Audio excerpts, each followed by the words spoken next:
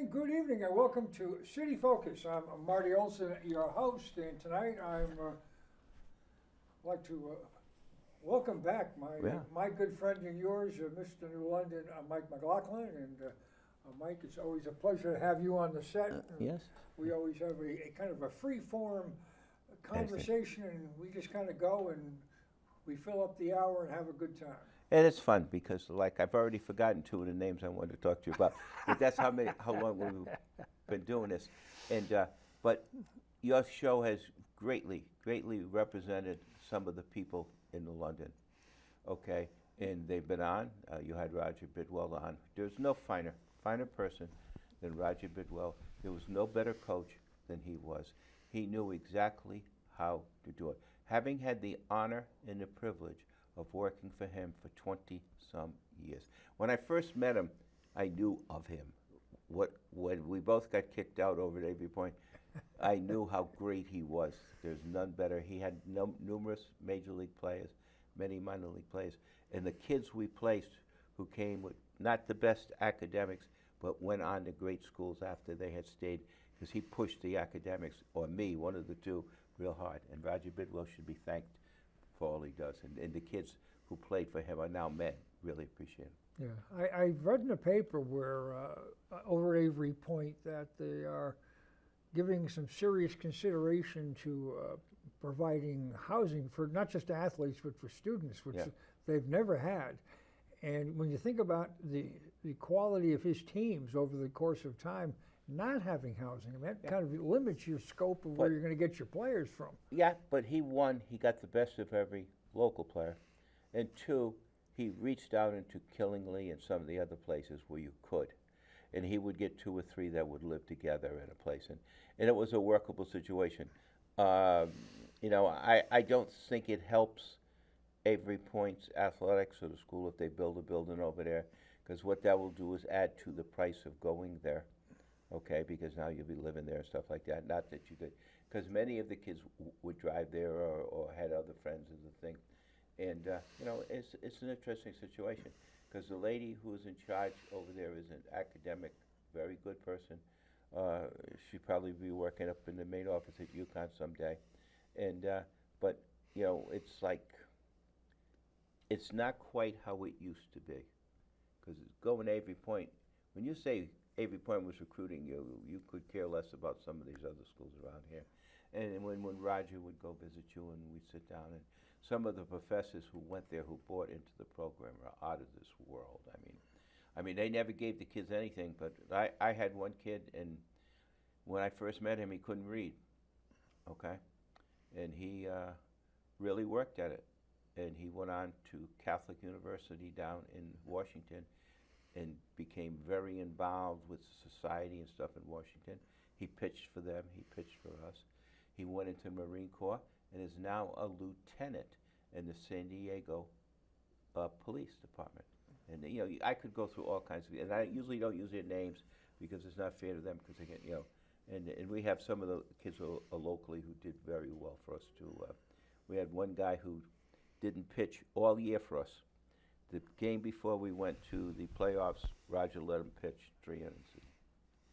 And that was it. And then we went out to Memphis, Tennessee to pitch to play in the national championship. And lo and behold, we're playing the #1 team in the nation in the semifinals, and we got to beat them. And Roger pitched that kid, and the kid ball didn't move as fast as and nobody could hit it. They swung, missed, and it was like he had changeup ability. And he had a great game, and he was very good at it. He went out to pitch for Rhode Island College after and did it. So Roger really knew how to use the kids and when to use them well. Nope, he got the most out of them. Oh God, he got the most out of me.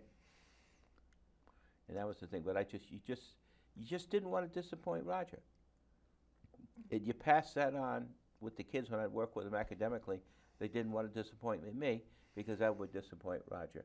And it was really, we had kids who went on to Brandeis. We had kids that went on to Villanova. We had kids that went on to all kinds of schools, not just UConn.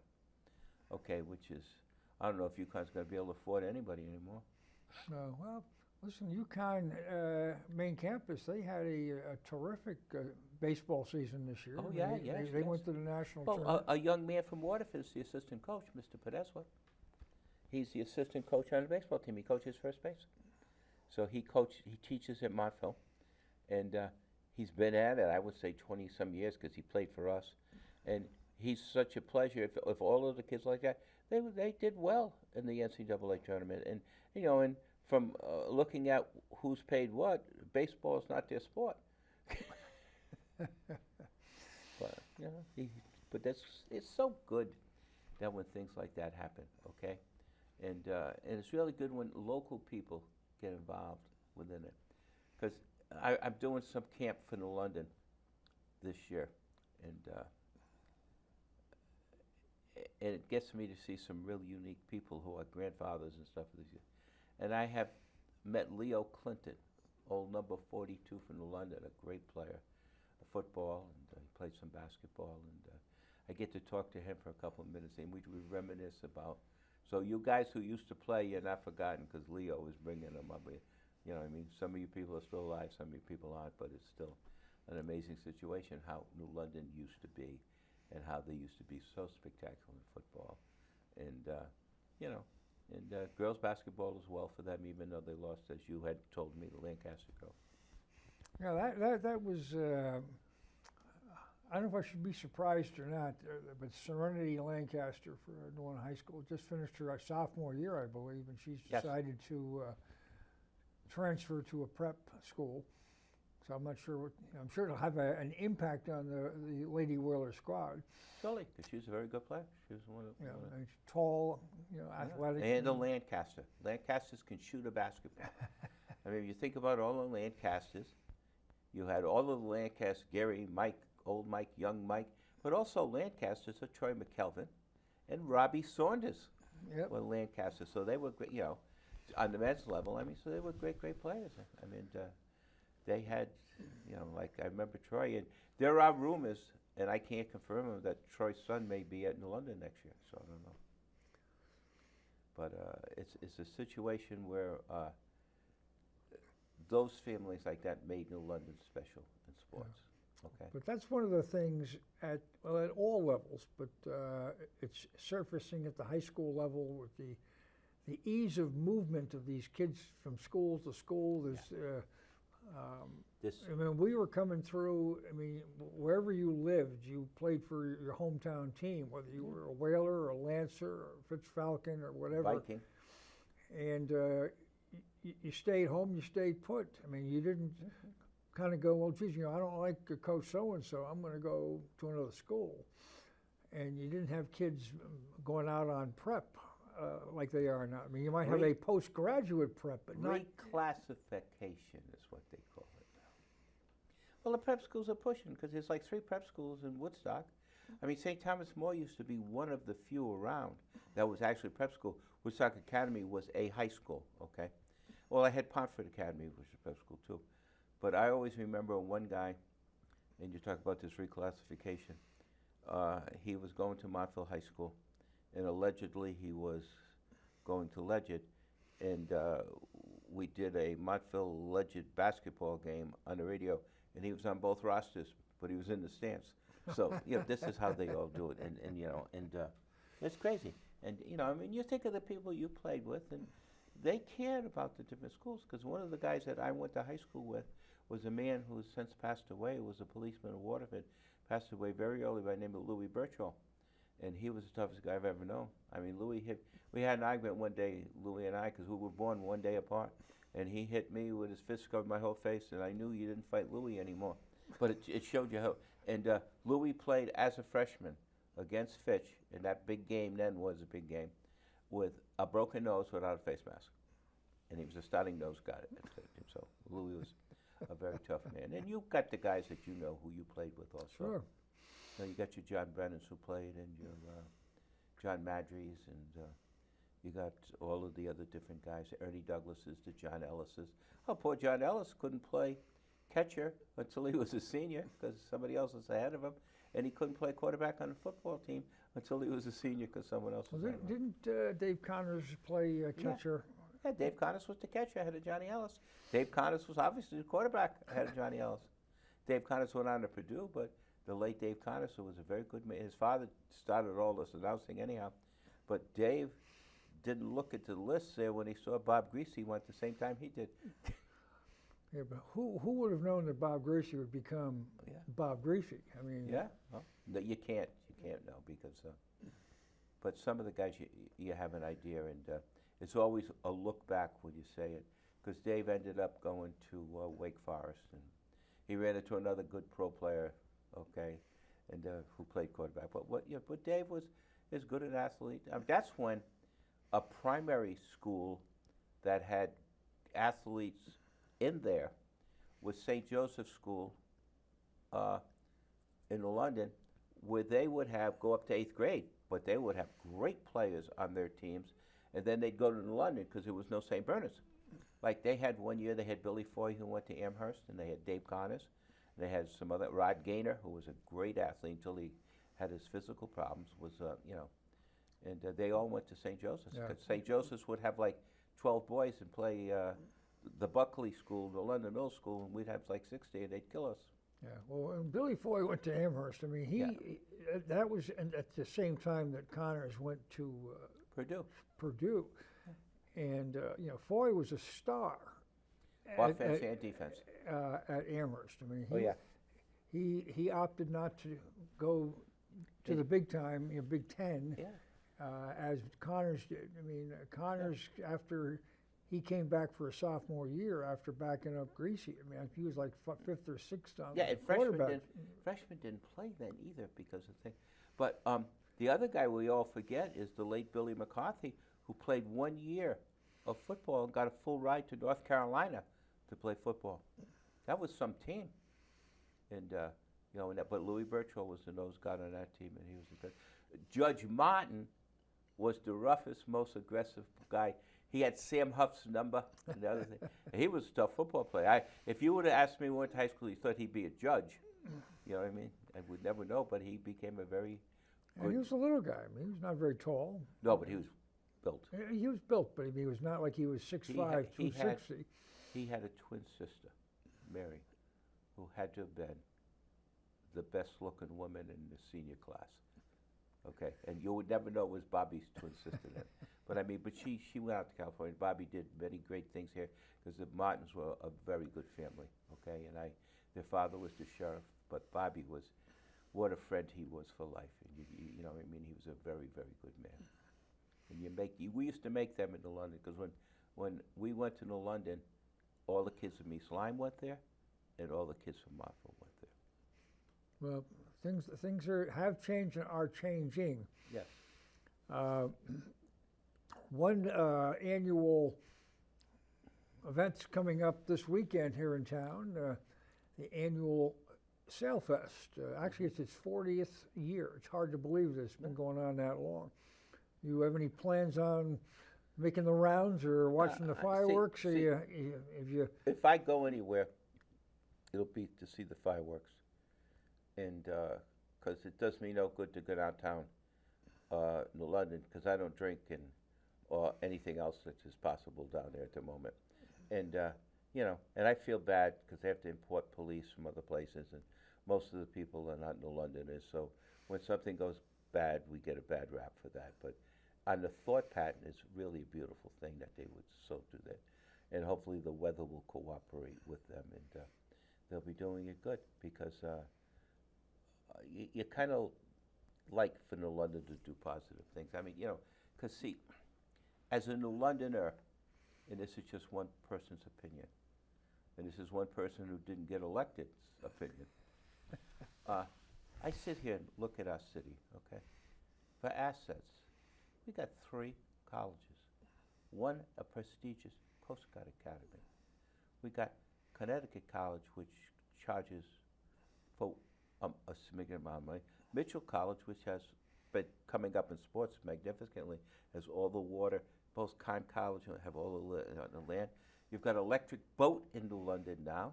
Across the river, you have electric boat. You have Pfizer's. You have the United States submarine base. You would think this place would be a mecca for everything. And it just doesn't seem like we're still gonna have the recreation department. We're still, Coast Guard Museum, I don't know how much money Blumenthal's gonna have to give us for that, but, and we're still gonna have that walkway from the parking lot to the train station. But, you know, these are the things. And see, I think one of the biggest problems that New London has is, and you can confirm this, you haven't been a mayor prior, but mayor was a different thing. We've only had 2 people in the history of Connecticut who have been, in the history of New London, excuse me, back to John Winthrop, who have been mayors. So we always had city managers, but there was a person like you, a mayor, or somebody else did these things. And you often wonder what is the best, form of government. Well, after a dozen years, I would argue that having a professional administrator, we would be well served. I don't think you would have seen, for instance, if we were with the city manager form of government right now, the rather hideous tax increase that we're swallowing right now. Ridiculous. I mean, we have the reevaluation of all the property, and the homeowners are getting absolutely sucked with the tax increases. But it's only some. There's no accountability. I mean, there was a petition that was circulated, Yeah, and they got enough signatures to force. which I thought was a great idea, because there's only been 2 times anything like that ever happened that I remember. One was this one they did, and you can tell me what happened, because I knew in my mind what was going to happen. But, and remember when a couple summers ago, when we had to have a referendum for the people about whether we had more police or not, Yeah. and the people graciously wanted more police. Yeah, and they've ignored that, Yeah. and they're ignoring this petition regarding the tax increase. I mean, Oh, so it hasn't been decided or anything? no, They they've ignored Okay, it. we read it. They're spitting in the face of the taxpayers. And And it's a disgrace as far as I'm concerned. And disgrace is really not a strong enough word, but we are on public access, so we'll keep it yeah, polite. I mean, I'm not here to. I mean, if I were here to have a debate with Mr. Pastro, I'd want him right here with us. You know what I mean? But I'm not to hear. He's not here. He can't defend his situation, so we won't say that. But there are some things that are obvious, like you just mentioned with the petition, that there are a number of people who feel that this thing should. Anytime you get a petition of anything, then you have to look at. You know, like I would assume that some of these radio stations, if they got a petition that they should show me off the radio, they would at least look at it. You know what I mean? And stuff like that. And this is what happens. And it's, I don't know. Having lived in New London my whole life, except when I was in South Carolina to go to school in Myrtle Beach and whatever, is I just think that the people who I used to think of as New Londoners, that type of person is not running our city at the moment. Now, Pastro has been, obviously, a fabulous, he was good as a fireman, he was excellent as a lawyer, he is a New Londoner. But sometimes you get blamed for what your staff does or doesn't do, or who, you know what I mean? And you have those things. Like a baseball manager, if the hitting coach can't hit, your team can't hit, it's the hitting coach's problem. You know, but I mean, I didn't really want to make this a whole political situation but nobody can deny where we live that we're not getting the tax increase. Oh yeah, it's significant. Yeah. No, I So- mean, and you think about it. But I would encourage people to go down to City Hall if they are disturbed by what's transpired and speak their mind. Yeah. Council, I know from personal experience, I mean, often when the council chambers are full, it gets their attention. Yeah. Oh, because I remember when I was on, when James Johnson, a dear friend of mine, passed away, and I wanted to name the basketball courts at Toby May after him, because I said, all these kids play who James Johnson was involved with, okay? They don't know who Toby May was, okay? And so forth. So let's just, all we got to do is get a slate of something, put his name on it. And it took 4 or 5 meetings and stuff like that to go to.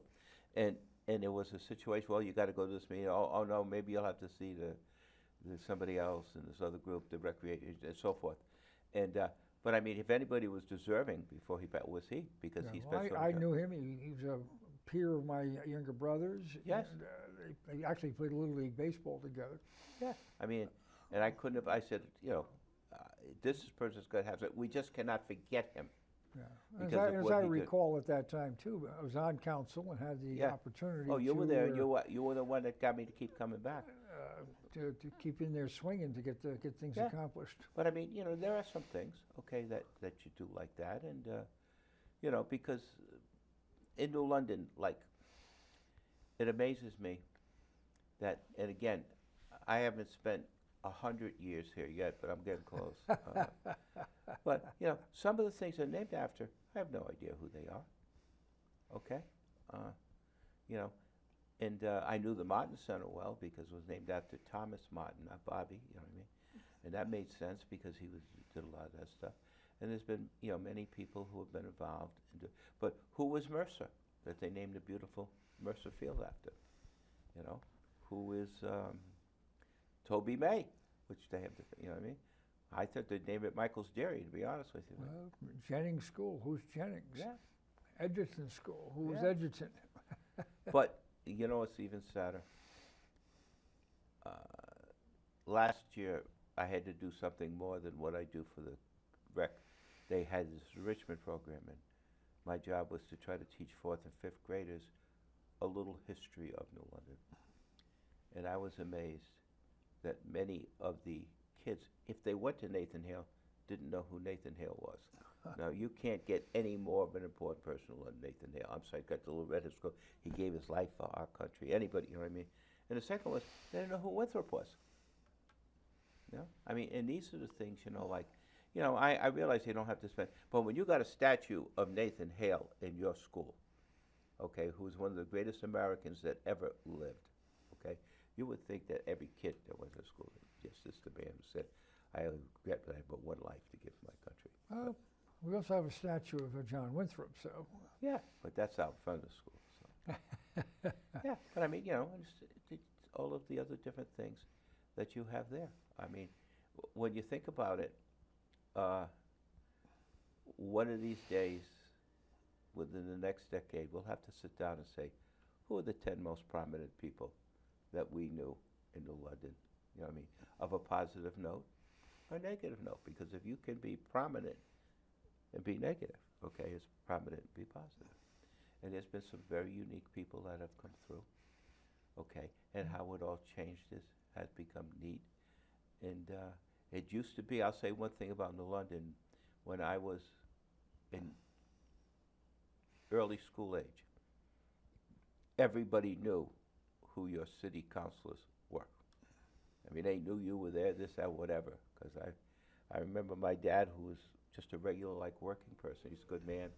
He used to be a machinist at Whiting Machine Shop, which closed. And then he protested but had to go to EB because the only place where he could do it. Never wanted to work there. But he said one thing to me, you're never going to go to Near Young School. And so he went to see Mr. DiMaggio, who was a big thing. Mr. DiMaggio wrote a thing and said, he's going to Harvard. And which was unique, because going to Harvard then was like... Big deal. Stanley Hall. Yep, Stanley. Boy, you knew how to behave there. And it was unbelievable. I mean, they've had astronauts, other people like that, go to Harvard School. Harvard School it's sad because one of the schools we do drop off for some of the kids is the Harvard School, not the part that's condemned, but the cafeteria part where we have the kids. And you think of when I was in there, and the Giannakis brothers at old Mr. Sure. G's, and Louis Birchall, who I've mentioned before, and it was just and every lawyer's daughter, or child, whoever lived in London, all went to Harvard School. It was a unique school. And Buckley was the same with Fig Noonan. Okay, when he was like the PE teacher up there, we all did these things. Because I was doing something, my grandson come up to me yesterday, and he found this picture of me. And it's when I was in 7th grade at, this is something, because people think I could never play anything. 7th grade, the foul shooting championship for the school was me, and presented to me by Otto Graham. Oh, my goodness. And, and he was laughing, and he was having a good time with that. And but that's the type of thing, because see, New London to me was built on a historical thing. I mean, it's hard for me to imagine that people don't understand that Benedict Arnold stood right up by where CVS is and watched New London burn. That's why the statue's right across there, so you can see it. Yeah. And how Ledyard was named because Colonel Ledyard lost the battle over there, and Battle of Groton Heights. he handed in his sword, and they stabbed him with it, the British. Yeah. And then Benedict burned the city down, and he was from Norwich. So I guess there is a pretty big rivalry between Norwich thing. But that's the thing that we don't look into, or we don't see, of all the stuff that is going on in the city. I mean, and, like we look at it to think, okay, and I never want this to change, because one of the biggest gripes I ever had, and I said it on the radio, when I said it on the radio, was, to me, New London's colors are green and gold. When they wore the black football uniforms that one day, I thought I had eyesight problems, you know what I mean? And the name of a whaler is always going to be what they are, okay? But what amazes me is now, like, you have tribal people, and it happened at Killingly, it happened in Montville, Killingly withstood it, Montville didn't withstood it, because who complained about that? But when you think about our nickname, it's not the whale, it's the whalers. Now, who was more cruel, to go out just, because of course you didn't have electricity and stuff, but I mean, if you just look at the objective of the thing, to take some oil from a whale and destroy a big, huge thing, it's unbelievable. But that's who they were. And I don't know. I just don't understand how cities get all wound up about what people's nicknames are and what their nicknames are and different like that, because it's all part of the city. It's part of the culture. It's part of who we are. In today's society, the level of folks being so sensitive, I think it's spun a little bit out of control. Yes. But with the work that you do and have done and continue to do with kids, I would be remiss if I didn't bring up a couple of quick topics. One is the upcoming Kiwanis Club of New London golf tournament. I don't have a checkbook because I don't have a check, but we're going to have a hole named after my grandson. And you've been a terrific supporter for years and years. Yeah. But the point is that the Kiwanis Club, our mission is giving back to the community, and primarily through youth activities. As a matter of fact, we're in the process of recognizing 3 students with $3,000 scholarships. Which is beautiful. And this golf tournament raises money to support that effort. That's why. When minute you said, I said, put me on board. I couldn't spell Kiwanis when I went to high school, but I still, it's a thing. It's because when you get to do something of this nature, of such a reputable group as this, that you are not part of by being a member, because I don't join any group of private organizations, but to help fund what they do is unbelievable on how they do these things. And every person who is a Kiwanis member should be proud in this area, because you're appreciated. We know what you do, and we're trying to think of how else we can continue to help you. And it's such a nice thing that an enjoyable thing for many people is to play golf. For me, if I didn't have to hit the ball off the tee, if I could throw it, I could play. But what's left here, I'm 12 holes behind anyhow. But I mean, and what you guys do you should be commended for it. And that's what we tend to forget. In our sensitivity of things that we don't like, we don't credit the things that we do like enough. And that's the thing that I've always been an agitator for, is let's look at the people who help us. Let's look at the people who do the things. Let's not always say, wait a minute, let's get somebody from this place here to do something. Let's get somebody right here who knows the people, understands the people, cares about the people, and knows the people, which makes a big difference. Because if you look, I've got to believe, and New London was built on those type of things.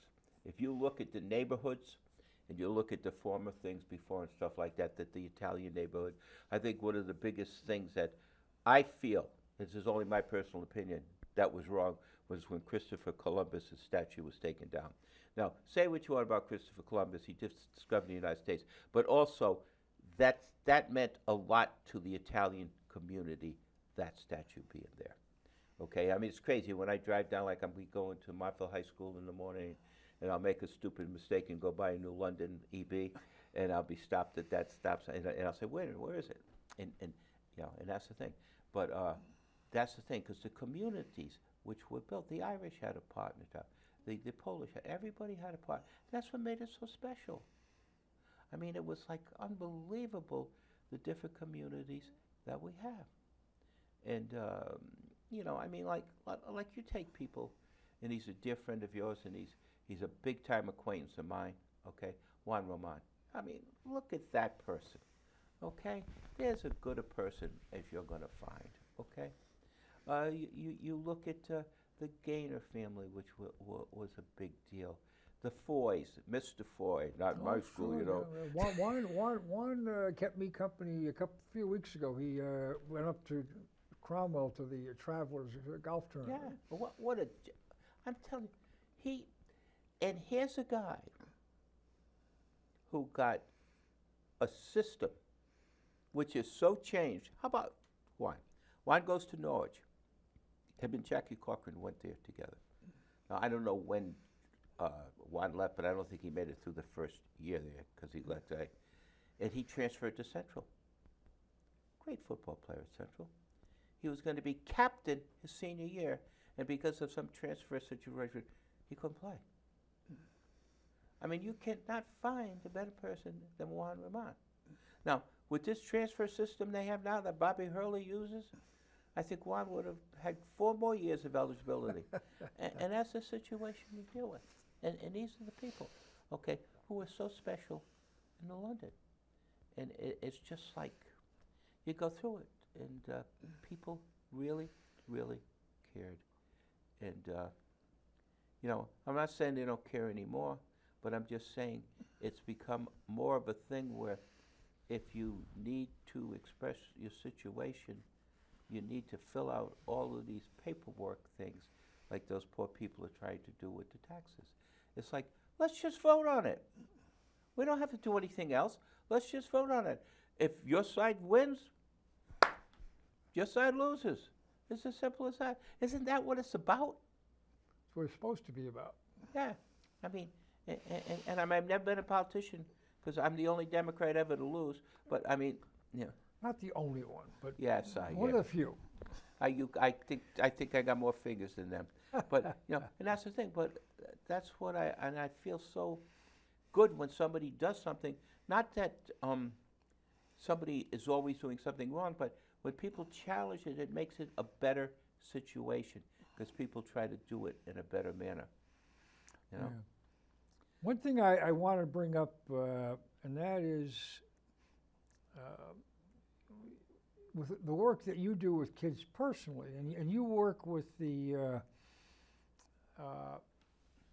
in summer camps with the kids. Yeah, I know London. And it's a great thing. The new coach at Mitchell College women's basketball. Oh, her name yes. is Ashley Wilson, and she's been a guest on my program roughly a year ago when she new on the job.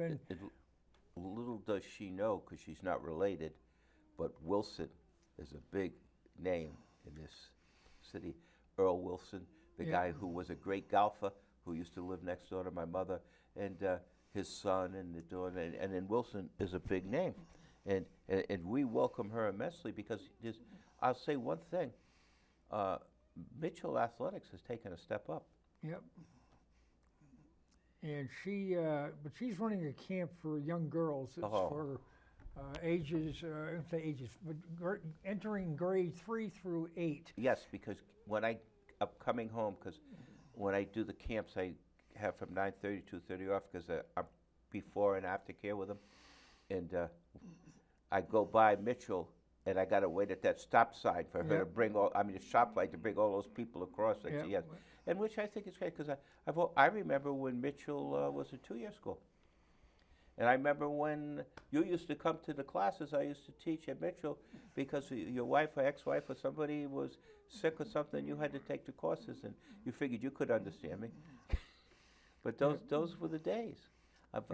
Well, they've got a session coming up, let's see here, July 15th through 19th, the Yeah, it's coming up. 22nd through the 26th. They run from 1 to 4 o'clock, and then 10 to 1 at the Yarnall Athletic Center down at Yes. Mitchell College. Oh, what a guy Doug Yarnell was. Yeah, and there is an expense involved, the $200 per session. That's for the whole session, not $200 a day. Yeah, So, yeah. and so I mean, if you folks who are watching, if you've got children or grandchildren, young What are ladies, the age groups? Age, I keep saying age, grade 3 through grade 8. Okay, good. So when they get into high school, So probably 8 or 9 to maybe 14. and so I would encourage these kids to get some fine attention and teaching techniques and skills and all of that good stuff. And I know that the coach is doing a good job. Yeah, well, because all the coaches do a good job, and and she's got them ready, and they have a little advantage because they're in a nice conference now where they can get kids from Massachusetts and places like that, and it's neat because where the baseball team before Travis Beausoleil and after Travis Beausoleil has made out as Montville has had good baseball for a long period of time, and they had a family named the Turneys, so they got 2 Turneys there now at Montville. And they had another Dela Cruzes were both from Montville, and they played They that. got some Dela Cruz and Attorneys who played for Mitchell. Yeah, and that's Mitchell's what I had mean. a terrific program. That's what I'm saying. So they've got kids all over, so it helps them because the Attorneys can play, as can the Dela Cruzes. And Dela Cruz, the old one, before he got hurt this past year, he only played for part of the year. He hit some home runs in the playoffs that were like shot out of a cannon. I mean, and the school has made a major investment in the facilities down there. Oh yeah. I mean, but you look at it. You look at a school like Mitchell, okay? They've redone their fields. They have a lot of land on the water that's down there, okay, where they have some sailing and other stuff like that one can do. They got all the classes in between, okay? And they've got some nice dormitories. So it's really a school that is so different than when I was a 2-year, what Pearson wanted to go to 2-year school there. And we get a lot of kids, not just, I can't say we, they get a lot of kids from Long Island and other places like that who come. And it's kind of a neat situation on how their basketball with Mikey Bassetto was very, very good and the other kids who played. So they've come up in their sports, which is, very nice for them. Yeah. And just a quick plug too, Coach Ashley Wilson will be a guest here at the end of next month. Good for her. So she'll be sitting in your chair. And she'll be doing a much better job talking about basketball than I will. But, because if it's a game on, I can tell you what's going on, but how to play, I don't know. And then a week after, Coach Adam Goss will be coming in. He's up at St. Joseph's up in West Hartford. Oh, yes. And he's baseball, Waterford guy, but Yes. We've got some local You know who talent I here that's doing good stuff. Really love for you to have on. He's the head boys basketball coach at Wheeler. Because nobody ever knew Wheeler could ever play basketball or anything.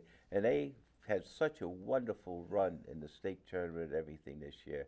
I mean, what they did was people in North Stony, because I didn't even know anything about it. I know Wheeler, yeah. But one of my friends, his daughter, is a lacrosse player. And she scored 100 goals this year. Oh, wow. She's only a junior. And so she'll be Noah is his first Chavanas or so, whatever. And I always call him There's Noah. a sport that wasn't even available when we were coming through. No, lacrosse. That was only Indians played that. You know who was a great lacrosse player, who was also a great athlete, not around here? James Brown. James Brown played, not James Brown the singer, Jimmy Brown, the football player, played lacrosse at Syracuse too. Yeah, he was All-American lacrosse, All-American he could play. football. Imagine that. Imagine him playing. Oh gosh, oh God. He didn't wear hip pads. He was he's a man amongst boys. I mean, he was. And he played some hoop too, because he used to lacrosse in the spring, and he played a hoop for Syracuse, which was still pretty good back then. And then he obviously was a great football player. In the Cotton Bowl, when he scored all 28 points, when they won the game 28-24, because he kicked too. Yeah. But he did this so like you talk about, and another person who I remember when they brought him to New London to speak. Jimmy Brown spoke to the high school at New London. And the kids didn't know who he was or something like that. But they would try, But I always remember him, and unfortunately, the passing away of Willie Mays. You just can't imagine anybody playing center field where Willie Mays played it. Amazing. And one who we always forget, because the guy who played on the '54 team with Willie Mays is New London's Billy Gardner. Billy Gardner was, you know what I mean? And I always remember Billy Gardner used to live by my dad when he was a minor league player and growing up. And we lived on Robinson. They lived on Riverview. And so one day he says to my father, says, why don't you come down? It was 1954. He says, why don't you come down to see us play? We're playing the Boston Braves. Yes. And I said, boy, yeah, that's good, because Eddie Matthews is my man. I want to see him. Go see. So he said, all right, we'll go. So we sat next to the manager's wife, Lorraine Day. You know what I mean? And so it rains. So Billy, who has since passed away, was a great man, says, tell you what, I got this guy who's just back from the service on our team. I'll bring your son in. He can meet him. And I said, no, the only one I want to meet is Eddie Matthews. Okay, stupid that I was. And guess who the guy was? Willie Mays. Willie Mays, yeah, he did his time in the service. Yes, he It wasn't did. just Ted Williams. Yes, Ted Williams was a great pilot. And people, let's see, how many home runs would Ted Williams have hit if he didn't spend the time? Well, And there's many of them that spent time in the service that we don't give enough credit to. And, especially since we just passed July 4th, a lot of these guys, okay, the players before, okay, were very conscious of America. Okay, they were. Now, and you can change and you can say to me, okay, the Negro Leagues, okay, which was very good baseball, okay, and the rule was such and such that they couldn't play, and like until, Elston Howard, I think, was the first person of color to play for the Yankees. For the Yankees. And Pumpsy Green, Elijah Pumpsy Green, was the first person to play Red Sox, and that was in the 60s, early 60s. And, and it was outright no, that they couldn't play, okay? But to have their statistics from a different league added on always amazed me. What are you going to do with all of these leagues that they have in Japan and other places? Say, oh, we want all those things added on too. I mean, I would think that the Major League Baseball, it's not American baseball, it's the Major League Baseball would say, hey, wait a minute, these are for what guys do in this competition. But who knows?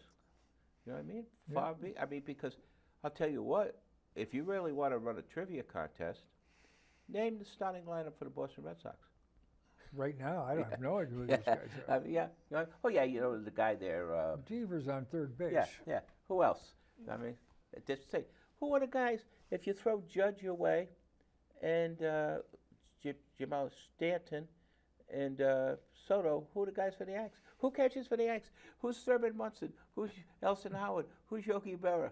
Okay, who are those guys? You know what I mean? And that's the thing. The game has changed. The game has changed immensely of where the people are from. And one of the few games truly American is football. But the kickers are from other countries. But, I mean, basketball, It's global. yeah, it's global. And I'm not saying people who are great should not play, please. That's because we'll all be watching the Olympics. But, I mean, the situation is basketball, now you think, okay, was invented in Massachusetts, okay? Springfield, yes. And they had this thing all set up. And how many Americans are left playing in the NBA? Do we have 50% of the players? I don't think so. I think we do. But I mean, a lot of the stars are from other places. Yes, well, a guy there that played for Dallas, I guess, the guy that's about 6'8", played 250, he and the guy that plays for Milwaukee, the Greek guy, when he's not hurt, is as good as they. But yeah, because that's because of the appeal that basketball has. But it was started. I remember when I was a kid on Thanksgiving Day. You would go up by Edgerton School to Morgan Park, and you would watch New London play Fitch. Every year it was there because Fitch didn't have a big enough thing for the They field. played in the morning. They played in the morning, and you would go at night to Ocean Beach, and they had a basketball league where EB put a team in. The City League. Yeah, all of these teams. And it was upstairs where the dining room is now. And, I never realized that nobody ever would jump out of those windows. You know what I mean? One guy almost got thrown out because there was a big guy who played for Coast Guard. Where Jack Shot Foley was in the reserve Coast Guard, so he played there. And they had a guy, Glenn Horton, who played. He was about 6'7", 240. He got into it. One of New London's nicest guys, John Biankowski. And I thought John Biankowski was going to get thrown out the window by it because Glenn was 6'8". John was a good-sized man, maybe 6'2" one night. He wasn't going to deal with Glenn. And they used to play. And EB would get all of these, because there's only very few NBA teams then. There's only like maybe 12 or 14. So you got all of these guys, and EB would get them, Pfizer would get them, and all those things. Wayne Lawrence played in that league. Yes, he did. Ryan Lawrence. Do you realize he was the last cut by the Celtics? And you know who beat him? Was it Toby Kimball? Someone like that. John Thompson. Well, Thompson was a backup to Russell. Yeah, Thompson Kimball played a year or two with the Celtics. Yeah. But, John Thompson was the last cut, and Wayne Lawrence was unbelievable. Went to Texas A&M. You know what I mean? He could play. He was there. Who was the guy that really... Art Quimby played. Yeah, Quimby still has rebound records up at UConn. Mort Jeffries was kind of the guy who ran that. Lincoln Oilers. Yes, he played the Lincoln Oilers. Mike Chipone, he was one of the guys that helped run the thing. Because he always wanted me to keep score. But so that's how I started getting all the stuff, But Herb Moran also wanted me to deal with Rocky the Ape up at Bates Woods. So, but it used to be. These guys were. Ronnie Bertha Savage came from Seton Hall.